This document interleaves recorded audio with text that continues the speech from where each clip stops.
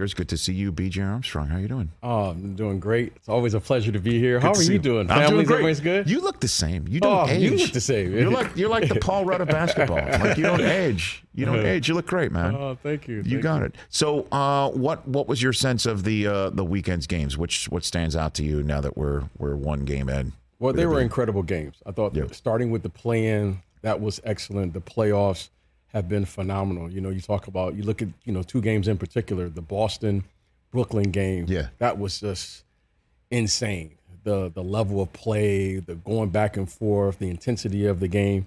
And then you go out west and you see what Minnesota was able to do. Right. And win on the road. It was a great win versus Memphis. Now Memphis suddenly now has the second seed in the Western Conference, and now they're expected to win. So that was a great game. But overall, I thought the playoffs have been very competitive. They've been highly contested, and you know what? I enjoyed every moment of it. I can't wait till tonight. And you were talking about my guy Gus Johnson. Gus is on the Gus call. And I grew up together in Detroit. Is that right? So I played against Gus in high school. So I'm so excited to hear Gus playing tonight. All right, now this is where we settle for a little bit here. Okay. So you played against Gus? Gus and I graduated high school together. I mean, at the same time. He went to the University of Detroit, UD High School, and I went to Brother Rice High School in Detroit. We played in the same Catholic league, and we played against each other, graduated high school together in 85. And I played against Gus in high school. He was a really good player. Is that right? What break down his game for me? Gus was a point guard, smaller guard. Yeah. He reminds me that that he gave me numbers. We can't recall it, we can't recall it. But he was a really good player, very competitive. Always had this great voice. Little guy with this great voice. So to see the excitement, in which he calls the games. Now, he was doing that at our games, playing pickup. So he was calling your pickup games? He always had a great call. He always had this energy. He always had that spirit about him. So to see it now and share it with the rest of the world is fabulous to see. Did all the games always come down to crazy finishes just because he was calling it? If Gus was there, they were. We played at a place called St. Cecilia.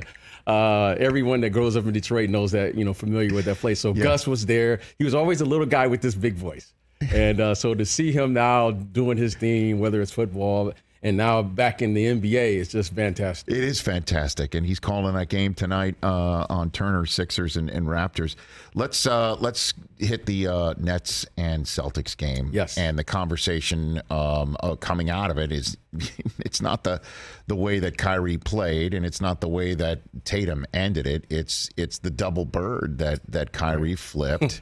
So before we get into that, what was the craziest place you would play in when you would come in as an opponent where you knew that you had to have your game and your what together because you'd hear it from the crowd and they'd be all on Well, New York was always a very hostile environment. Madison Square Garden. Madison Square Garden. The old Boston Garden could be a little volatile as well, but it reminds me of when we played then. There were the Washington Bullets. Mm-hmm. There was this fan there that sat behind the bench, Robin Ficker, and he was. Oh yeah. Remember Robin? Robin was phenomenal. I mean, he would say anything. He would read from books, and everything was on the table.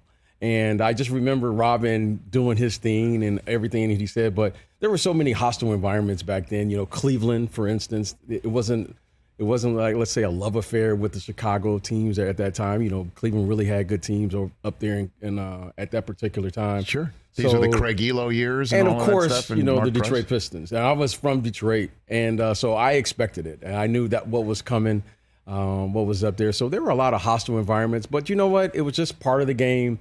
You just kind of blocked it out, did your thing. And the best revenge is when you won the game. So it was part of the business and really no big deal at that time. So what did you make of Kyrie flipping the double bird and then also flipping the bird? I mean, like he was giving it back to the fans with his middle finger. Yeah, well, it's a relationship that you got to understand. There's as a competitor, I understand where Kyrie's coming from. And I don't want to take away from what he did because he was simply brilliant during that game. He was brilliant. I mean, they had no business really getting back in that game, and he was simply incredible. So I understand from a competitive standpoint, but I also understand there's a business here. And the business and the relationship that you have as an athlete with the fans is one they go hand in hand. I mean, it's, there's a reason, that this sport is doing as well as it's doing as far as financially, the economic ramifications of, the relationship that you have. So I understand that. But on the other hand, Kyrie has he has a job to do, and his job is to go out there and play and really not getting caught into the emotion of what this is. People will say things, I've been called all types of things, and it's part of the business. However, you would hope that he would be able to block that out, go out there and play, because I'm telling you what he did on the court was it was marvelous. It was really one of the great performances we've seen. And certainly I enjoy watching him play. So hopefully he'll be able to figure it out, play, because, I really want to talk about what's going on in between the lines. I know that. So do I. But, I didn't play before his soundbite when he was asked about it after the game earlier in the show. I was kind of waiting for you to arrive, and you have arrived. This is what Kyrie Irving had to say, and then we'll talk about it on the other side with BJ Armstrong. Look, I'm just where I'm from. I'm used to all these antics and people being close nearby. It's nothing new when I come into this building what it's going to be like, but it's the same energy they have for me, and I'm gonna have the same energy for them. And it's not every fan. I don't want to attack every fan, every Boston fan, but when people start yelling and all this stuff, it's but so much you can take as a competitor. And, we're the ones expected to be docile and be humble and take a humble approach. Now, that's the playoffs. This is what it is. I know what to expect in here, and it's the same energy I'm giving back to them. It is what it is. I'm not really focused on it. It's fun. You know what I'm saying? Like again, where I'm from, I've dealt with so much. So coming in here, you relish it as a competitor. And this is, I'm going to keep repeating myself when I say again, but this isn't my first time in TD Garden. So what you guys saw and what you guys think is as entertainment, or the fans think is entertainment, all is fair in competition, So if somebody's going to call me out of my name, I'm going to look at them straight in the eye and see if they really about it. Most of the time, they're not. Most of the time, they're not. What'd you think of that, BJ? Well, you know what? And look, I grew up in Detroit, and trash talking is part of the game. And you understand it. I get it. But you know what? Now we live in a different age, and there's a level of sensitivity on both sides, from the fans' perspective and from the players' perspective. But, the names that I was called, especially in Madison Square Garden, if that was it, that's a light day. So it's a different time now. And hopefully, guys will understand it. And you know what? It's a new era. I can just say that. Different time as well for players to respond the manner in which Kyrie responded, or do you think the NBA is going to slap a fine on him based on that? Well, I think the NBA will review this. And like I said, I think you have to be respectful. That's a word now, especially today, that you really have to be reminded of. You have to be respectful on both sides. And these players, have to be respected, and they have to be treated with respect, and vice versa. So I think the NBA will review it, what they decide to do. That's why those guys get paid the big bucks. But I think right now you have to respect the players, and I think the players have to respect the fans, and hopefully they can continue to have this relationship, because they go hand in hand. They go with one another. What you might have been hearing back in the day in Madison Square Garden, that can't compare to what Jordan was hearing, right? I mean, no, that's what I'm saying. Like, that started. I remember, rolling into the arena on the bus. I mean, the fans were out there. They're screaming. They're saying all types of things we can't repeat here, but. That was just part of it, I just. What did Jordan look at on the bus? Did he just look at you guys, say, "Did you hear it?" For us, it was like it gave us a focus. That was part of. That was the mentality back then. You know what? If you didn't come into an arena thinking that they were gonna, say, "Hey, BJ, how you doing? Welcome," and throw the red carpet out. It was just part of the business. So right. It really allowed us to have this mentality of like it's us versus the world, which. I enjoy playing on the road. I think most of the guys on that team in that era enjoy playing on the road more than home, because it gave you a sense of like team. It gave you a sense of us versus them. And if you could lock in, I can't think of anything greater when that arena was quiet. To me, getting to the silence was the goal, and I love that. That's the whole point about Kyrie, BJ Armstrong, is because he did provide the play to quiet the crowd. Yes. And so the bird's not really like, leave that to be Larry in that building. You know what I mean? Like that's I don't know if it's necessary, or is it what he needs to do to reach the level that provides that play? Because he quieted the crowd down. Like he literally had did 20,000 plus people sitting in complete silence. Right. And to me, what more you need to say? I mean, what he was doing was like, wow. It was like one of those wow moments, and they had an opportunity to win that game. And for them, they didn't win. But what a great moment, and I'm really looking forward to game 2. And like I said, let the NBA figure that out. I just hope Kyrie brings that same energy. I hope KD comes back and figures out what he needs to do in game 2. And I'm really looking forward to a wonderful series. And then there's Tatum. How good is he? What do you think? Man, Jayson Tatum, we don't talk about him very much. Yeah, you see him blossoming into a star. You know, the Boston Celtics have really been the best team since the new year. They've been playing great defensively. They've been playing outstanding. And what you're seeing is a balance to his game now. He's not just an offensive player. You know, I thought yesterday he did a great job of really kind of distributing, passing, playing defense on Kevin. He's taken on the challenge, and you see his leadership growing. And I think it's wonderful to see when you see young players begin to take steps. He's now truly a superstar, one that can manage the game and plan the game at a very, very high level. Yeah, and that game-ending moment was set up by the defense. Yes, it was. The sequence that the Celtics had on the defensive end, you know, where Durant basically took a YOLO, shot from about 40 feet, it seemed like, to try and to beat the shot clock. That was incredible. They shut it down. I said, defensively, they've been incredible. They've really done a very nice job, and they're missing their best defensive player, perhaps, in the Williams kid. So I think right now they're playing well. A great game, came literally down to the last second. Great shot. And here we are, game 2. How psyched are you that we're talking Celtics basketball, Chris? I mean, that's it's awesome. It's awesome. It's just like BJ, you talked about Tatum kind of blossoming into a superstar. Like, you really seen it take his game to a new level this year. He's more involved. He's a better passer. He's a better rebounder, and he's getting that 30 a night where he can be in the conversation for first-team All-NBA. It's just, as a fan, it's really fun to watch, and he's only 23 years old. He was on Reddick's podcast saying, "I think I'm the best player in the NBA." You know, and that's a statement. That is a statement because he didn't get any run. I mean, 0 run for MVP. 0. His uniform number is pretty much his run for MVP because of, Embiid, what he was doing, and Jokic, and obviously Giannis having his late, run for the Bucks this year. So this is his moment. This is his moment. If he could dispatch the Nets in the first round. That's a big time. That would be a big time statement. Don't you think? Yeah, that would be a big time statement. And the thing that I'm most impressed with is he's taking on the challenge on the other end, right? We've always known that he can score. He can score in bunches.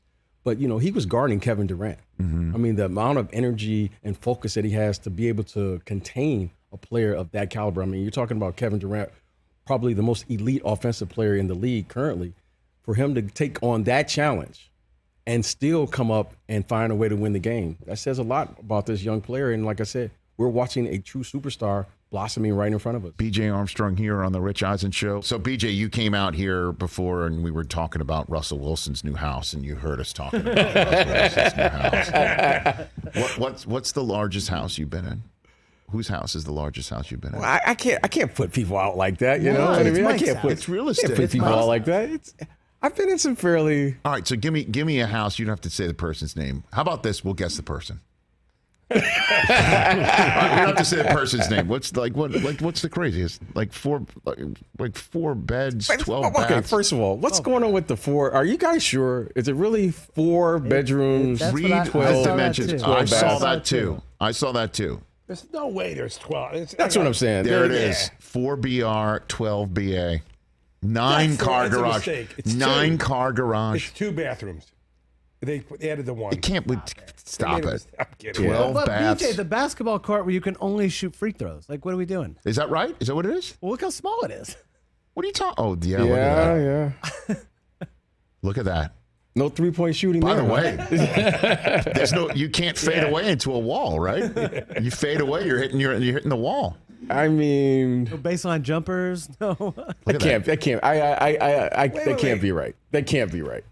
Put that up one more time. Put that up one more time. Look at that. By the way, you see on the left right there. You see right there on the left. I get the 12 that little door. That's a bathroom.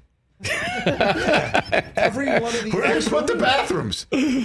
And what's up there? Like the local Jerry Krause watches from up there? Yeah, well, is that what it is? Yeah, you got to be able to scout. I mean, you got to be able to scout. It's on 5 acres. Damn. 9-car garage. Yeah, I get the 12 fireplace. bathrooms now.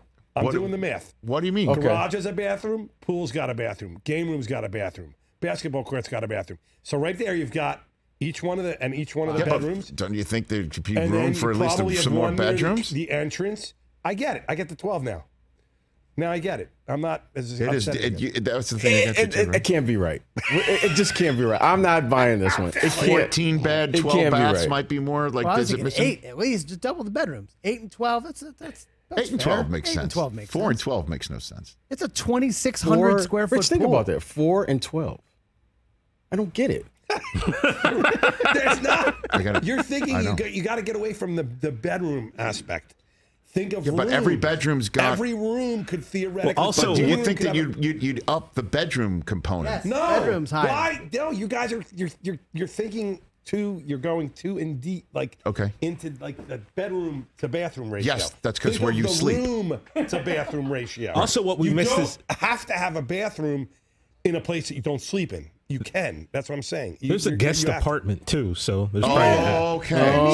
there's a bedroom there, All right, bathroom that's good. there. Now that makes sense. Yeah. Back here on the Rich Eisen Show terrestrial radio outfit, talking very important stuff with BJ. Can Russ Armstrong. just call and like maybe explain talk- this? Can Russ just call, maybe video chat Russell us Wilson's- so we can just see this? Rich, you know? FaceTime Russell Wilson. Yeah, FaceTime. Or do you think Jokic is kind of going like calling up his real estate agent saying where was know what that the best listing for part about me? this I mean, whole story I'm the MVP of the NBA for crying out. For me, the best part about this whole story, did you see whose record he broke for the most expensive home in the Denver area?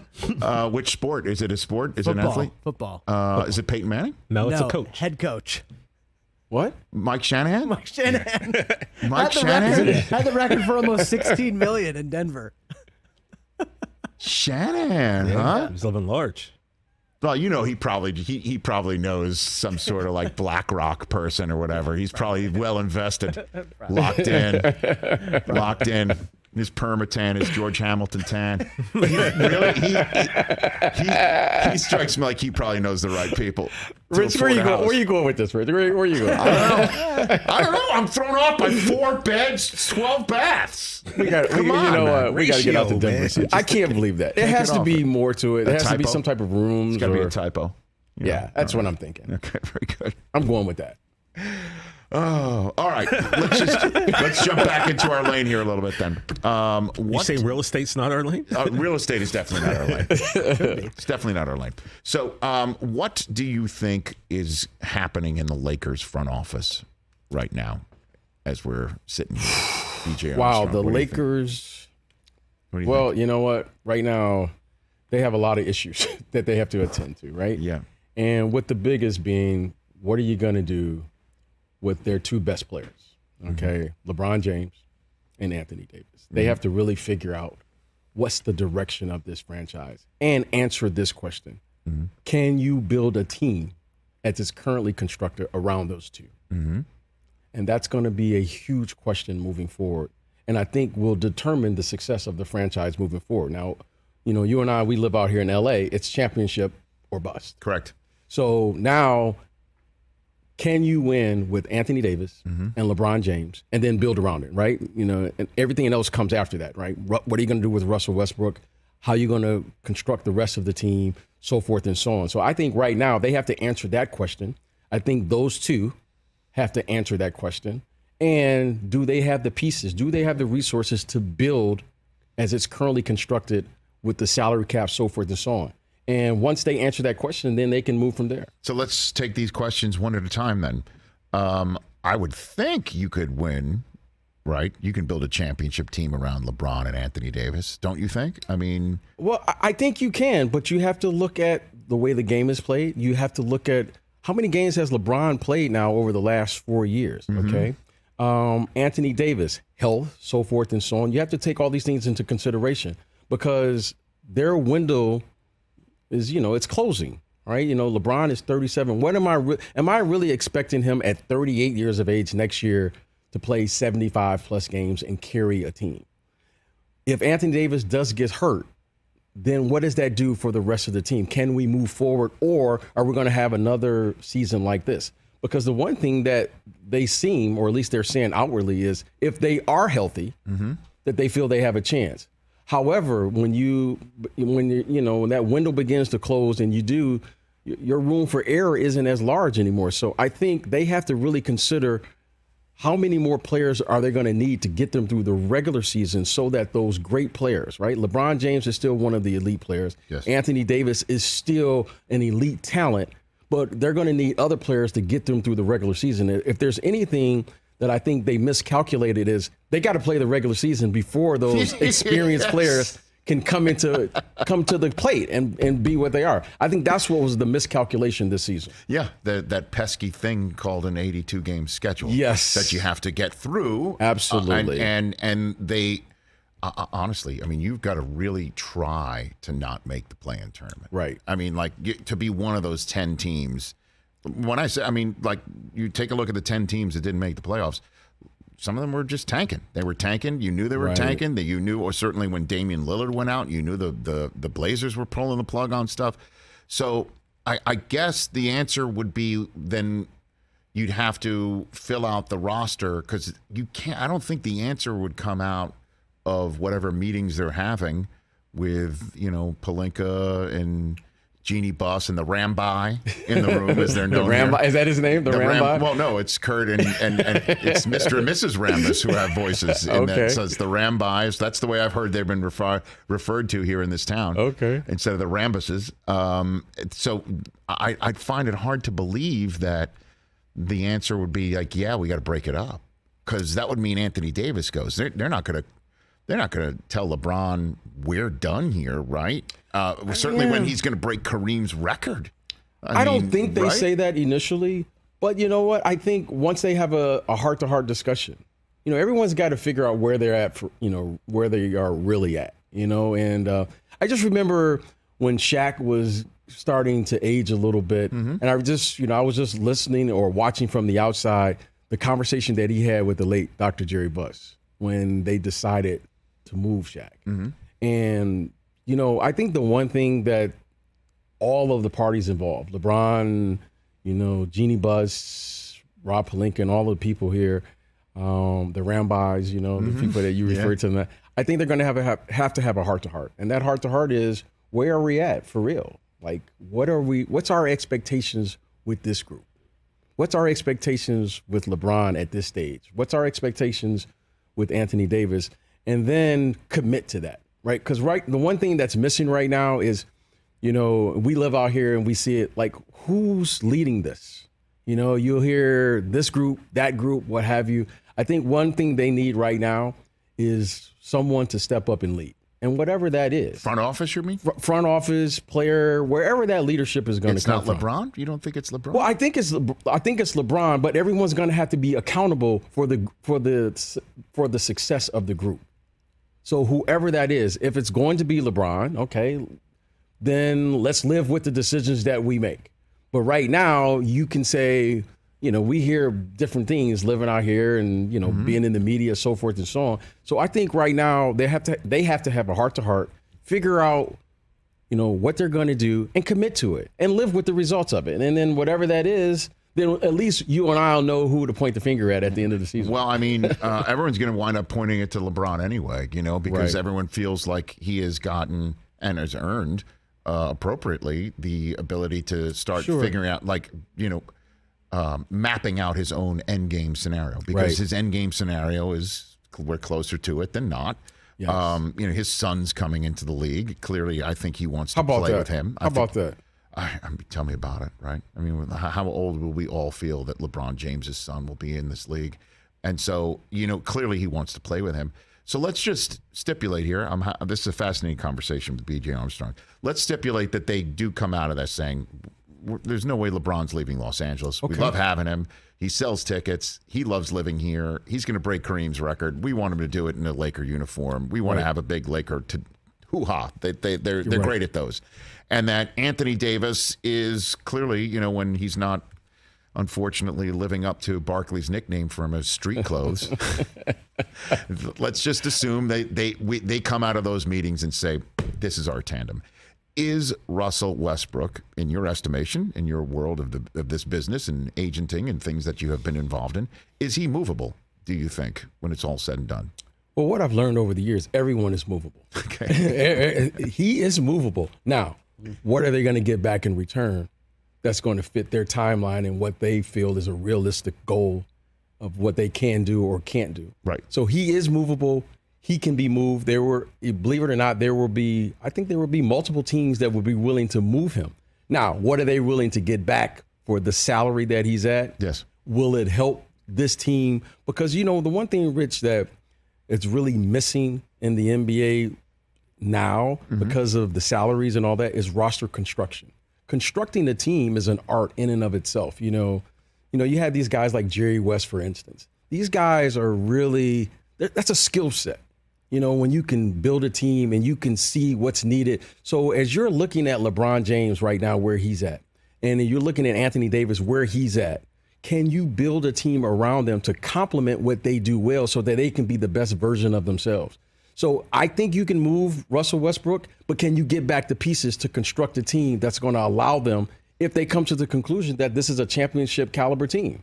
And those are the realistic conversations that they have to have right now. That's the rubber meeting the road. I think we have drilled into it, is that I think it's fascinating that you think that these conversations about is LeBron and AD a championship combination that we can still build around, that you still think that the answer could come out of that meeting that LeBron is the one that that we just have to part ways here. I just find that totally fascinating that could be a possibility.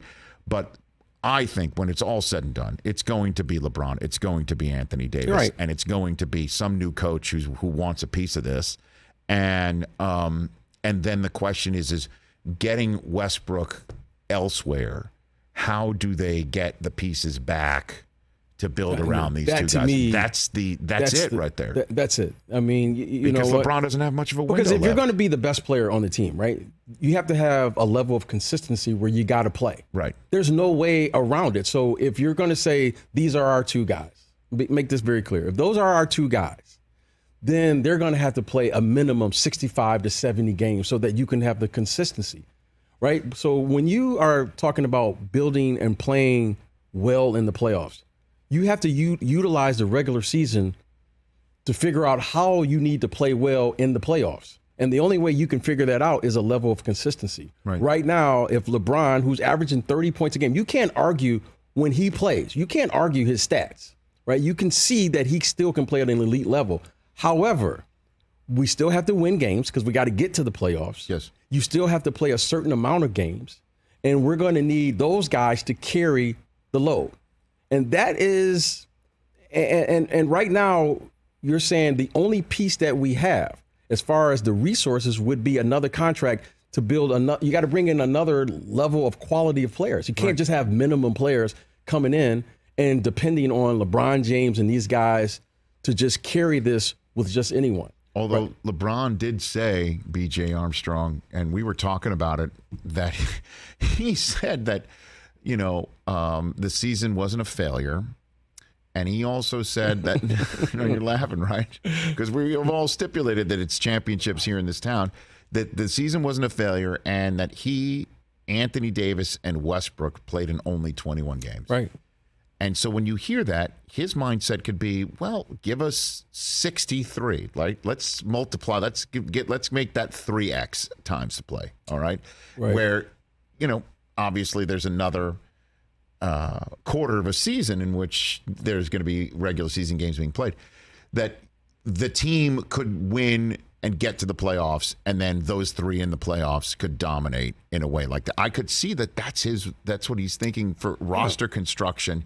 Just give us health and time and we'll be good. What do you think about that? Well, concept? Well, I tell you what, I'm going to put on my former athlete jersey for just a second. Go for it. When you are an athlete, you have to think that way. I don't expect him to say anything else or anything less. I'm not expecting him to say, well, I can't do it now. No, because you are always playing a mental game with your peers. And he has to say that to let everyone else know that, hey, I'm still engaged, I'm still here. and he still can do it. I mean, he's still playing at a high level. So I understand where he's saying. However, as a coach, as an executive, I have to figure out how to help this 37-year-old. He's still 37 with a lot of miles on his body. I have to help him get through that season so that hopefully he will get to the playoffs feeling healthy, as fresh a legs as you possibly can have, and then allow his experience to carry some things that maybe he can't do just 5 or 10 years ago. So there's a delicate balance here. So I expect him. It's great that he still has that mentality. I mean, Rich, look, at 37, 38, if we can go out there and average 30 points a game, I'm taking that all day long. Certainly, if you get to a spot and he's fresh-legged for a 2-month tournament. Absolutely. Like, could you imagine if he's in this playoffs? And you're right not now? playing in back-to-back games. So I get where he's coming from. Again, the main thing is I think we're miscalculating how to get him through the regular season right now. Mm-hmm. How do we manage as executives to get him through this 82-game stretch? Back-to-back games, 3 games in 4 nights. To me, your body doesn't recover. What maybe yours does, Rich. Nice. I don't recover like I used to, Yes. So, but you know what? I mean, and I think and then the big component is, how do we get Anthony Davis on the floor for 70-plus games?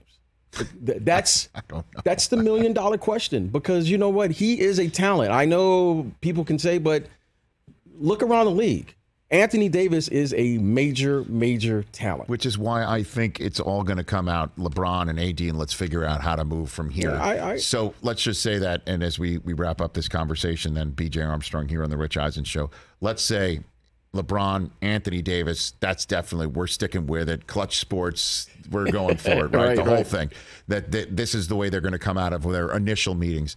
Do you think they're going to have a problem finding a top-notch coach who wants a piece of this? Because when they're going to hire a coach, the Russell Westbrook rest of the roster issues won't already have been resolved. It won't even be, I don't think, close to being resolved. I mean, you got to get a coach on board, one would think sooner rather than later. Do you think the coaching search might have a hiccup or two, even though they're still the Lakers? BJ Armstrong, what do you think? I don't think they'll have a hiccup getting a top-notch coach. What I think they'll have a hiccup is figuring out the length that coach is probably going to want once he comes to LA. What does that mean? Is LeBron going to be here? Like, he's going to be up for an extension. What's the length of his deal? Who else are going to have? The constructing of this roster to me, are going to be the key questions that every coach is going to want to, I know some of these questions don't really have many answers. That's why I'm asking if this is going to be. Think about this, Rich. You come here, and let's say you get a 4-year deal. Yeah. You could go from, we could win a championship, to suddenly the following year we are in a total rebuild with no draft picks. So I think there are a lot of questions here. Are we all in for the next 3 to 4 years? Are we halfway in? Is this a 2-year run? That's why I'm asking if they're going to have a problem getting a coach I here. I don't think they will have a problem, but what I do think they're going to have is, who's going to lead and give the direction and say, this is what we're doing and this is what we're committed to? So that's what it all comes down to. Is this a 2-year deal? Is this a 3-year deal? I mean, you're talking every year, you get a year older, and the window is getting, it's closing and closing and closing. So I don't think they'll have a problem having interest in the job. I think they'll have a problem trying to get everyone lined up to where they all have the same expectations for that length of time, right? Because most coaches are going to probably want a 4-year deal. And get paid, too, right? I mean, Ty Lue's coaching the other team in the building for a reason. Right. And that's with LeBron there, too. I mean, what a no-brainer to try and match those two guys up, right? So, but it couldn't get it done, or didn't get it done, or wouldn't get it done. I don't know what the phrase would be for that. That's why I'm wondering, what head coach would say, I love every head coach would say, I love the Lakers. This is LA. Yes, I love that. I got a chance to maybe, play with LeBron. LeBron's my guy. But when you say a good coach, you're saying you're going to want a coach with experience that's able to handle this situation. Correct. So again, I think that coach is going to require a length of time and stability that's necessary, and know exactly what he's getting into. And that coach, that head coach, is going to want to be lined up with his best players.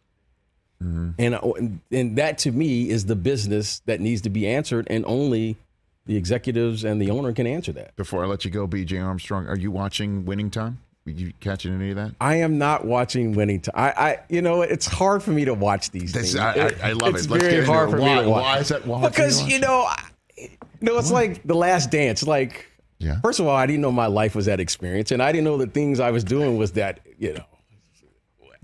Spoiler alert! It was and is. Oh yeah, it depends on what lens you're looking for, and it is of interest. That's just so. Well, it depends on where you're looking from. But you know what? I am not watching, but I heard it's excellent, and I'll leave it at that. So It's amazing. Rich is going. He's going to keep prying now. He's going to keep prying. Exactly. So, why? So, watching somebody else's championship run dramatized is something you can't bring yourself to watch because of your own experience. Is that what you're saying? Yeah, it's kind of odd. It's like, I've never, acted or been in a movie or anything, but I would imagine it's odd to see yourself on the big screen. It was always odd. Like when I watch myself and they'll have a classic game on, right? Sure. And I turn it off. It's kind of like it's something it's odd to watch yourself. You can't watch an old I can't watch it. No, I just can't. Like, it's odd. I can't explain it. Like, my wife or my kids will be like, "Hey, Dad, you're on," and it's an automatic response. Really? So for me to, I know magic, so it's odd for me to see these stories and. No way, stories. Yeah, it's odd for me to see the drama. It's odd for me to see it. I can't. I don't know why. I just you're too can't. close to it, is what you're saying in a way? Maybe something. I don't know why. It's an automatic response. If I'm flipping through the channels and I see an old Bulls game or something, I'll just turn it immediately off. Well, I do that because you're beating the Knicks, so it led to a miserable day and night for me. That's why I always click on that. Yeah. But man, okay. So I guess my follow-up question is a moot one. Like a Chicago Bulls Winning Time type show. You already said that. I mean, that would be kind of off the charts, right? Yeah. I mean, like that would be. I can't do BJ it. wants no part of that. I can't do that. I mean, you can't put that type of pressure on me. I can't do it. There's no way. He's just freaking out. I know you got me sweating here right now, right? You got me sweating thoughts. just to think of just the thought of it. We could do a Winning Time about the Bulls just on the plane ride card games, right? Oh, I can't do that. I don't want to go there. I don't want to relive that. That was then. How about just pitching Most you quarters? ever lost to Jordan. I can't tell those things. Look at that. If you're feeling that way, imagine Norm Nixon on the show is being played by his son. His son is the actor who's portraying his There's no way I dad. could do that. There's no way I could let my son do that. BJ, you look the same. You could play That's what you yourself. can play Yeah, yourself. That's exactly. You don't age. come on. You can actually play I know, yourself. you guys got me stressed out here today. Look at this. I can't. Well, we know who would play Jordan. It would be Michael B. Jordan. Would have to play Michael Jordan. I don't think he's tall enough to pull that. No, he's not none of tall. these He's not guys are tall tall enough, Rich. He's not in tall enough. He Winning can't I do don't that. know. Right? I mean, you got to. I mean, Well, Solomon Hughes is We 6'11". just had Solomon Hughes, who plays Kareem here. Oh, yeah. And he's 6'10". Oh, wow. And here's the crazy thing: is he was telling stories about playing, because I said to him, like, what are you most proud of? You getting Kareem's mannerisms down or his skyhook down? Like that, where you're attempting a skyhook on screen and that's got to be the most pressure, period, right? Where you're portraying Kareem, the player, and his skyhook. And he told a story that they make him wear platform shoes sometimes. Really? He's not at 6'10". He's not tall enough. Yeah, Kareem is huge. Yeah, I know, right? Kareem is huge. I mean, God, just the thought of having to make that shot, the most devastating, greatest shot ever. I mean, when we watch Kareem play, I mean, he was a beautiful basketball player. Right. I mean, I talk about a little pressure. You guys are making me nervous right now. I can't. You can't even feel. I can't fathom that. So watching The Last Dance for you must have freaked you out too. Oh man, can't wait for it to end, right? I couldn't wait. Everyone else wanted more. I was like, when is this we all going to wanted end? When is this going? Wait for part 2. I don't want to talk about Well, it. Jay Krause is on line 1. He knows when it ends. No, God, no, that would be something. No, I'll tell you what. We were talking about it too, about the same version for the Cowboys and what Irvin would do and all of that stuff. I know. So, but yeah, there's you don't want any piece of any winning time on the Bulls. I don't want any piece of that. No part of it. BJ, could I real quick take you back to Iowa for a second? I think I was in junior high when you were there. Roy Marble was one of my dudes who I would read in Sports Illustrated about. How good was Roy Marble? Roy was the best. So Roy and I came to school together, and Roy was without question. He was, in my opinion, he was the greatest, Hawkeye of all time. He was a phenomenal player, an incredible athlete, and unfortunately, he's no longer with us. But we were roommates, and we came to school together. He's from Flint Beecher, I believe, up there, and great roommate, terrific friend, and I thought he was perhaps the greatest player of all time. Yeah, that come up there, from Michigan with George Raveling. Sure. So those are great times, great memories, and he was a phenomenal player, a terrific athlete. Yeah, Big Ten was no joke back then. Oh man, that was. See, I want to talk about that, but this movie stuff. Well, as they say in the news business, we'll have to leave it there. Thanks for coming in. You're welcome here anytime. Man, so I'm gonna reach out for guys. you, coming back, and As long as we don't talk about this Hollywood stuff, I'm good. I'm good. Look at these guys are laughing over here. So many questions. I know. About things that This guy, he's saying like the winning time stuff makes me uncomfortable. You're like, how much you lose to Jordan on the plane? we'll talk more Roy Marble and there's ACL. stories there. Come on, there's come some on. stories there. Very good. Thanks for coming on, BJ Thanks, Armstrong. Hey, you watched all the way to the end. Thanks for that. Watch more right here.